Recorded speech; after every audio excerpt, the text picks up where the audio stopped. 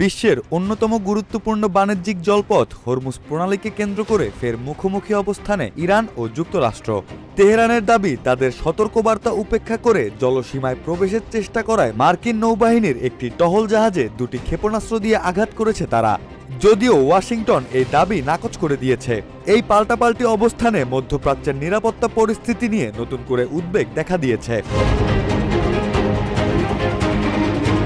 পারস্য উপসাগরের প্রবেশদ্বার খ্যাত কৌশলগত গুরুত্বপূর্ণ হরমুজ প্রণালী, এই জলপথকে ঘিরেই এবার শুরু হয়েছে নতুন সমর উত্তেজনা। ইরানের ইসলামী বিপ্লবী গার্ড বাহিনী বা আইআরজিসি সংশ্লিষ্ট ফার্স নিউজ এজেন্সি এক প্রতিবেদনে দাবি করেছে, মার্কিন নৌবাহিনীর একটি টহল জাহাজ তাদের নির্ধারিত সীমানা অতিক্রমের চেষ্টা করলে তাতে দুটি মিসাইল দিয়ে সফলভাবে আঘাত হানা হয়েছে। ইরান নৌবাহিনীর এক বিবৃতিতে অত্যন্ত কঠোর ভাষায় জানানো হয়েছে, আমেরিকান জায়নিস্ট শত্রুদের কোনো ধরনের উস্কানি বরদাস্ত করা হবে না। তাদের দাবি, হরমুজ প্রণালীতে মার্কিন ডেস্ট্রয়ারের অনুপ্রবেশ ঠেকাতে তারা চূড়ান্ত ও দ্রুত পদক্ষেপ নিয়েছে। তেহরানের পক্ষ থেকে জানানো হয়েছে, হামলার শিকার হওয়ার পর মার্কিন নৌযানটি পিছু হটতে বাধ্য হয়।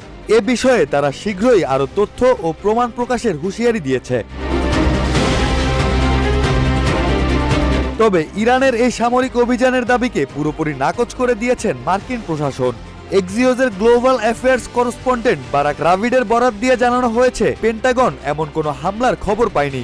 যুক্তরাষ্ট্রের দাবি, তাদের কোনো জাহাজে আঘাত করা হয়নি এবং তেহরান কেবল মনস্তাত্ত্বিক চাপের অংশ হিসেবে এমন খবর প্রচার করছে। মূলত কয়েকদিন ধরেই হরমুজ প্রণালীতে ইরানের অবরোধের চেষ্টা নিয়ে দুই দেশের মধ্যে উত্তেজনা তুঙ্গে ছিল। ইরান যখন এই রুট দিয়ে চলাচলকারী জাহাজগুলোর ওপর কড়াকড়ি আরোপ করেছে, তখন যুক্তরাষ্ট্র ঘোষণা দিয়েছিল তারা বাণিজ্য জাহাজগুলোকে সামরিক পাহারায় এই পথ পার করে দেবে। ওয়াশিংটনের এই চ্যালেঞ্জের পরেই আজকের এই সরাসরি সংঘাতের খবর সামনে এলো। আন্তর্জাতিক বিশ্লেষকদের মতে, হরমুজ প্রণালী দিয়ে বিশ্বের প্রায় 20% জ্বালানি তেল পরিবাহিত হয়। ফলে এই জলপথে সামান্য অস্থিরতাও বিশ্ববাজারে তেলের দামে বড় ধরনের প্রভাব ফেলতে পারে।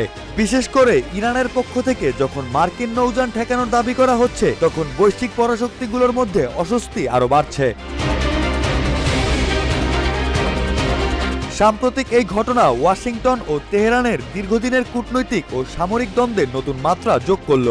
একদিকে ইরানের ক্ষেপণাস্ত্র সক্ষমতার জানান দেওয়া, অন্যদিকে যুক্তরাষ্ট্রের অস্বীকার। সব মিলিয়ে পারস্য উপসাগর এখন এক বারুদের স্তূপে পরিণত হয়েছে। পরিস্থিতি সামাল দিতে আন্তর্জাতিক সম্প্রদায় কি ভূমিকা নেয়, সেটি এখন দেখার বিষয়।